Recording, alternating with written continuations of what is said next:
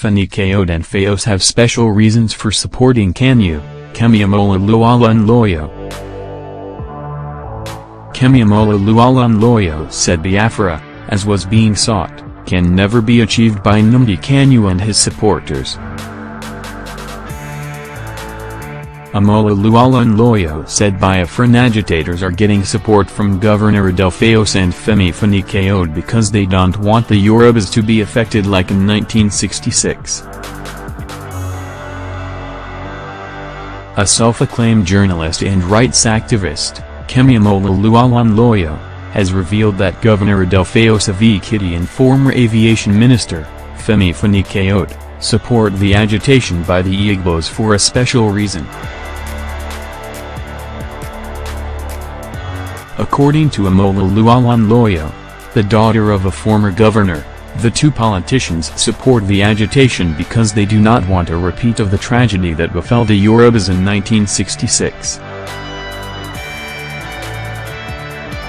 Nage.com reports that Omololu-Olunloyo took time to give details of the first military coup that ever happened in Nigeria and how some notable Yorubas were either killed or almost assassinated. Kemi said she was 2 when the military coup happened in 1966. She however vowed to fight against any plan by Nnamdi Kanu, the leader of the indigenous people of Biafra, IPOB, and his supporters to disintegrate Nigeria. She said while she was just 2 at the time, Fani-Kayode was 5. Read part of her edited story below. They think Fani Power and Fayose are agitating for them. All my brothers are doing are preventing a repeat of July 1966 when Igbos were slaughtered in Makurdi and other parts of the north in revenge for Nziagwa's attack on the northern and Yoruba leaders. FFK and I lived it. My father was 31 years old and a commissioner in Akindola's government. He ran to Akindola's house that morning before the soldiers arrived. My mom, a mere 26-year-old secretarial assistant, was the one typing the letters fast, as she told me I was 2 years old and sick that morning sitting next to her. The letters were to tell the cabinet and others that the soldiers were coming and they had killed Ahmadu Bello, Tafawa Balewa and Akodi Eba that morning. Meanwhile in Agodi government house, the premier had vanished and went to his private residence armed with guns in Iyaganku. My dad was with him and told Akintola to leave. He, Akintola, said, "I will be in Amoakin," his last words meaning brave till the end. Historical archives say Akintola exchanged gunfire with the soldiers. My father had just left his house that morning.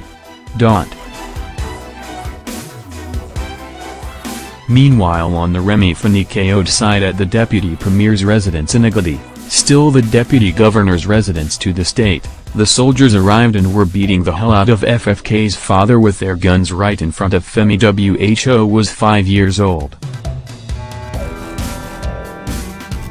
Femi, myself and my mom recounted this moment, in January 2016 over the phone last year on the 50th anniversary. Femi told my mom he vividly remembers. They then took his dad away. He later escaped death. In all this 1966 tragedy, only Ajukwu and Azikiwe, the other Nnamdi, escaped. So you see why the Hausas got mad and slaughtered the Igbos. There will be no Biafra. You Biafrans must fight back and get the laymen PF to arrest Saruwa Judens. Osinbajo and El Rufai ordered that. Nothing has been done. Stop using that as an excuse to divide Nigeria and form the B. Igbos are extremely intelligent people. This entire Yoruba land will not be developed without them. If they leave, Ibadan's economy alone will collapse. Biafrans however are smart but not intelligent people. She vowed to fight against any attempt by Nnamdi Kanu and his likes to disintegrate the country. She also accused Kanu having the audacity to accuse politicians of taking bribes, looting and even disrespecting former President Goodluck Jonathan, yet allegedly collected $5,000 monthly at IPOB from Evans, a classic Nigerian criminal.